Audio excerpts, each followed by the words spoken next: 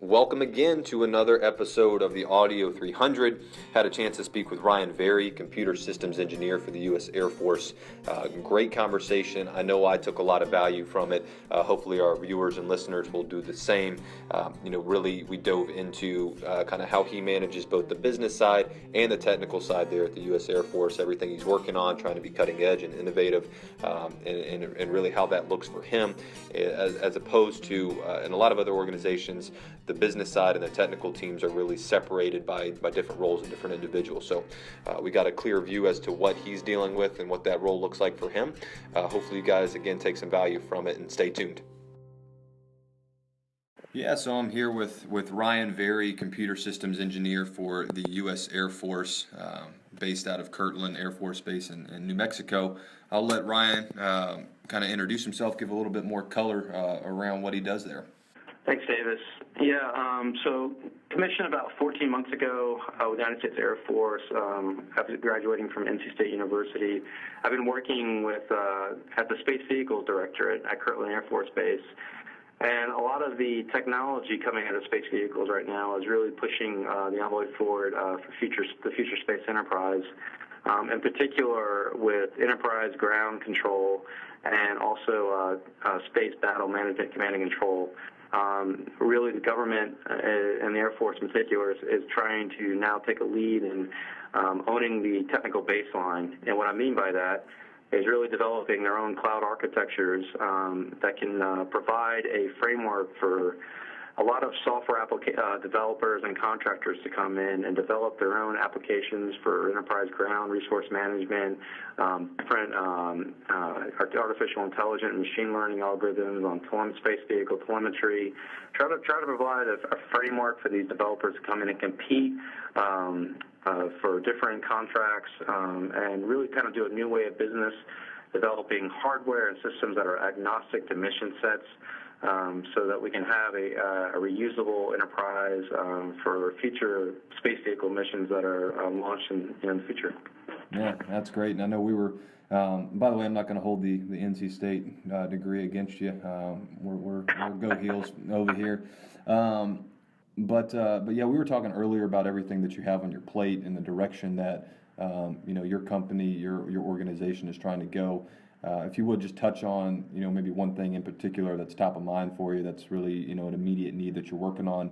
Sure. So I think one thing that's been really a kind of a hot topic right now in the organization that I work with and the engineers I collaborate with at MITRE Corporation is what kind of virtualization techniques are we going to be using for the future?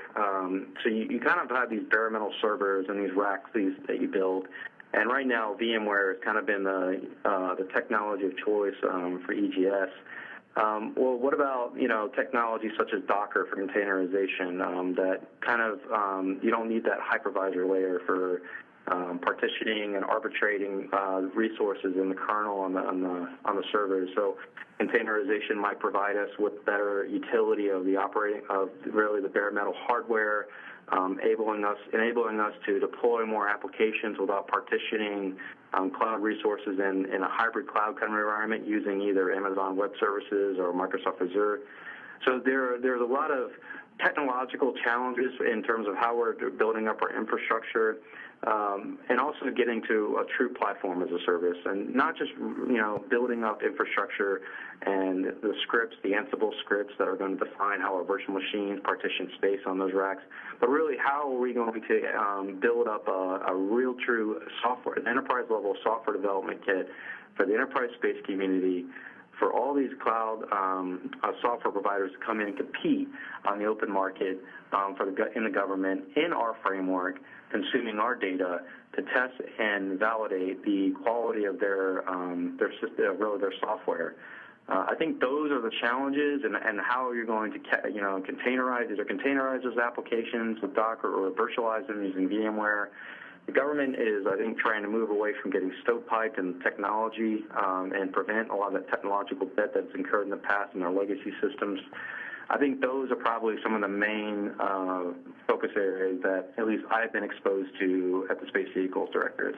Yeah, and I think when we were talking earlier, one thing that really struck home with me was, and regards to your role specifically, and everything you just touched on, what you're working on a day-to-day basis, basically probably what you were hired to do, right, is be cutting edge, be innovative. The correlation between what you're doing with that and the business side of things, you having to manage vendors, set up business plans and proposals, work with vendors, take that to a board for approval and pitch it.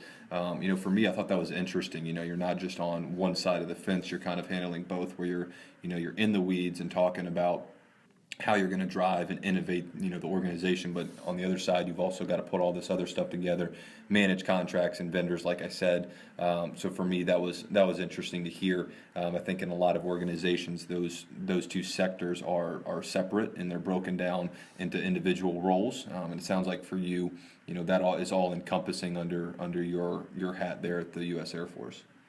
Yeah, that's right. I mean, that's what makes being a developmental engineer. I mean, I'm a computer system engineer, but we all are developmental engineers in the Air Force, and really that you have to wear many hats. I mean, you're not exclusively a technical, on the keyboard engineer full time.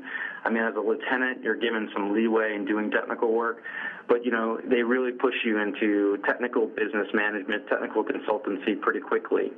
And the reason for that is quite simple. I mean, the United States military does not have, in what I've been exposed to, does not have, cannot do all of that development. We really need the private sector to collaborate with to develop and deploy these systems.